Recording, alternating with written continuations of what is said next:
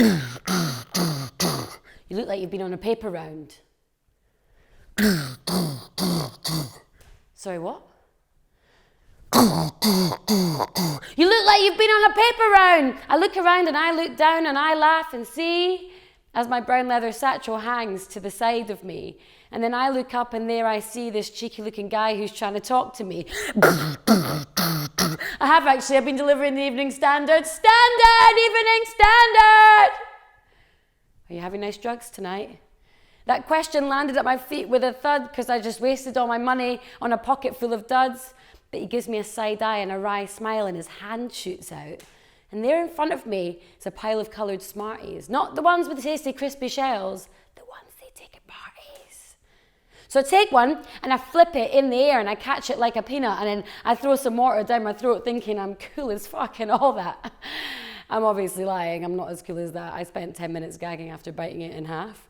But a few hours later, with a big grin and wide eyes, my new friend invites me to a party, much to my surprise.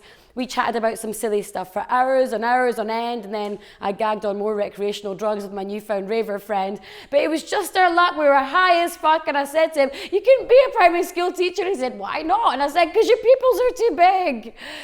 And he stops and he looks at me and he says, "What's your favourite book?" And I stop and I say so surely without a second look, "Well, that's easy. It's The Melancholy Death of Oyster Boy by the genius that is Tim Burton." Side note, before the Burton got all rubbish.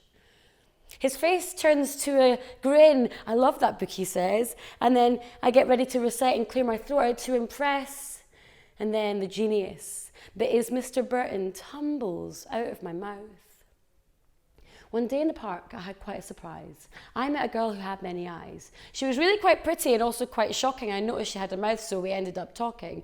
We talked about her flowers and her poetry classes and the problems she'd have if she ever wore glasses. Oh, it's great to know a girl who has so many eyes, but you really get wet when she breaks down and cries. Fast forward 13 years. If this was a movie, there'd be some kind of montage with some shit 80s pop music of sorts. When I look back to where we've been and what we've done and what we've seen, it blows my fucking mind. Nights in, nights out, side-splitting, laughing and rolling about, blow-up pirate ships with inflatable swords, making up silly songs with lots of silly words, snowball fights on Islington Green with more snow than taken by Charlie Sheen, getting up in the air in cheap airfares and landing down on the ground, what fun to be found. Where we go next, we didn't really care as long as we were both there. We were peas in pods, we were ridiculous sods. You see, we'd figured out we were a pair of 6-year-old best friends, willing each other into mischief to the very, very end. And there we are, we're 3 feet tall, with massive dreams, but we're only small. We've got matching duffel coats with chocolate on our faces, with bruises and grazes on our knees and other bony places. You've got broken glasses and I've got frog faces on my wellies.